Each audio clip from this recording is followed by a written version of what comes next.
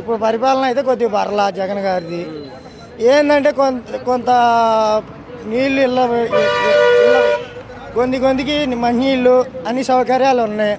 కొన్ని డ్రైనేజీలు అంటారా, డ్రైనేజీలన్నీ కొద్దిగా లైన్ చేస్తా అన్నారు. అంటే చేయలేదు కదా ఇప్పుడు దాకా చేయలేదంటే ఒక పక్క నుండి రోడ్లు వేసుకుంటూ వస్తున్నారన్న. ఇప్పుడు ఒకేసారి మీద పెడితే చేయలేడు కదా. ఇప్పుడు నీ మీద ఒకేసారి నేను పెడతాను, ఒకేసారి చేస్తాడా? చేయలేవుగా. చిన్నగా అంతా నిదానంగా చేసుకొస్తున్నాడు. అంతా కొద్దిగా పరిపాలన అనుకూలంగానే ఉంది. కాదుకూడదంటే ఇంకా ఇంతమంది మీద పొత్తుల మీద వస్తే ఏమని చెప్పలేము. అంటే అంతకుముందు మీకు గిట్టుబాటు ధర ఉండేది, ఇప్పుడు ఎలా ఉంది? అంతకుముందు గిట్టుబాటు ధర అదే 5,000 ఏడిచింది. ఇప్పుడు గవర్నమెంట్లో కొద్దిగా మ్యాక్సిమం పోయిన సంవత్సరం ఏంటంటే 10,000 12,000 అమ్మింది. ఈ సంవత్సరం అంటే కొద్దిగా పత్తికి గిట్టుబాటు ధర, పత్తి వానలు వచ్చి పత్తి పోయింది. అదంతా ఆయన చేసేది ఏం లేదు సీఎం గారు. అప్పుడు రైతులకి నష్టపరిహారం అట్లాంటివి వేసారన్న. రుణమాఫీ ప్రతి ఒక్కళ్ళు తిన్నోళ్ళే. జుజ్జూరులో ఎవరైనా సరే లక్షల్లో తిన్నోళ్ళే. ప్రతి ఇంటికి ₹1,00,000 పడ్డాయి. నాకే ఉన్నాయి 5 లక్షలు పడ్డాయి. ఇక్కడ జుజ్జూరులో ప్రతి ఒక్క పార్టీ వ్యతిరేకంగా కూడా అందరికి వేసాడు. అంటే మీకు ఇక్కడ లోకల్గా ఎటువంటి సమస్యలు లేవా? లోకల్గా ఉన్నాయి కొన్ని సమస్యలు, నాయకులు చేసుకొస్తున్నారు. చెప్పండి, ఎటువంటి సమస్యలు ఉన్నాయి మీకు? ఇప్పుడు ఒక ఆయన డ్రైనేజీ అన్నాడు, ఆ డ్రైనేజీలన్నీ చేస్తాం అంటున్నారు. కొద్దిగా ఒక పక్క రోడ్లు వేసుకొస్తున్నారు, సిమెంట్ రోడ్లు అయ్యి. ఆ రోడ్లు ఏంటంటే ఎటు నడిపితే నీళ్ళు ఏ పెద్ద కాలువ పెడితే సరిపోతుంది, ఎటు వాటర్ నడపాలి అని చూస్తున్నారు. ఇంకొక త్వరలో ఈసారి సీఎం గారు జగన్ గారు వస్తే మరియు ఇంటికి ఉప్పు నీళ్ళు మంచినీళ్ళు ఇంటికే వస్తాయి. ఏంటంటే సాగర కాలం ఇక్కడ లేదు, అదొకటి రైతులకి ఇబ్బంది. అదొకటి తప్పితే సమస్యలు ఏమీ లేవు జగన్ గారి గురించి అయితే. ఎన్నికలు రాబోతున్నాయి కదా, ఏ పార్టీ గెలిస్తే బాగుంటుంది అనుకుంటున్నారు? చెప్పండి, పర్లేదు. టీడీపీయా, జనసేన, లేకపోతే వైఎస్ఆర్సీపీయా? ఏం వైఎస్ఆర్సీపీ అని మీరు అనుకుంటున్నారా? ఎందుకని? కొద్దిగా వరకు కొద్దిగా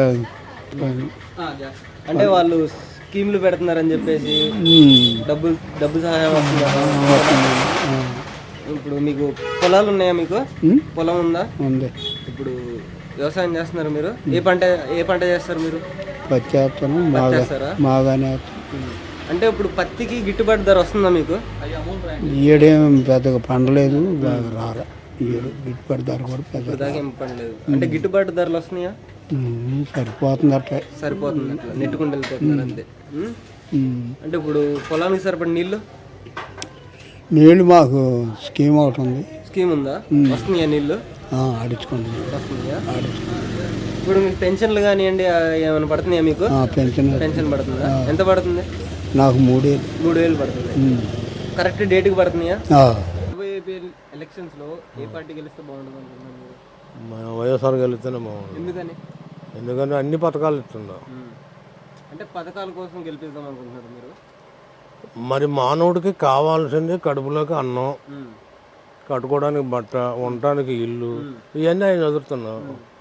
అంటే ఈ పథకాల వల్ల మనుషులు కొంచెం బద్దకస్తులు అవుతున్నారు, పనులకి వెళ్ళట్లేదు అని చెప్పేసి కొంతమంది అంటున్నారు.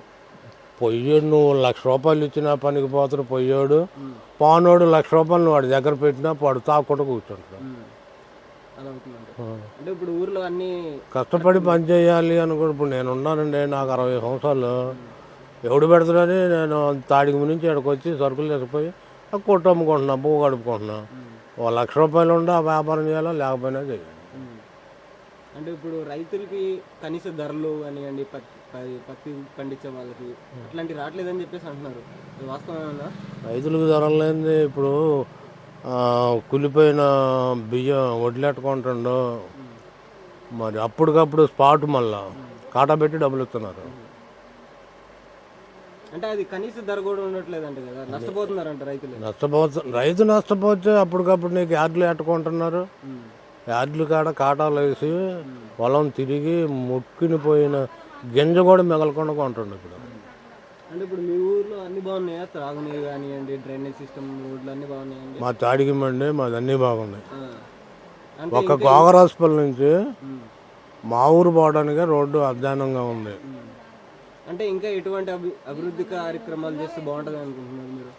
ఆయన చేయాల్సిన చేస్తుండో, ముసలాళ్ళకి పింఛన్లు ఇస్తుండో, వితంతులకి డబ్బులు ఇస్తుండో, 60 సంవత్సరాల వాళ్ళకి 18,000 ఇస్తుండో.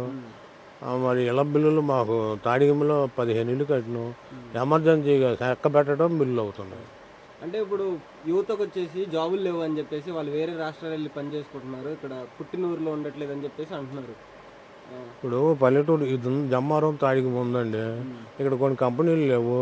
మరి వాడు LLBయో లేకపోతే పెద్ద చదువు ఇంజనీర్ ఏదో చదువుతాడు, మరి వాడు పక్కకు పోక తాడిగంలో ఏమన్నా ఉందా, ఒక ఫ్యాక్టరీ ఉందా? కనుక మరి అమెరికా పోకుండా, ఢిల్లీ పోకుండా, కలకత్తా పోకుండా దానికాడికి పోవాలి కదా చదువు నిమిత్తం.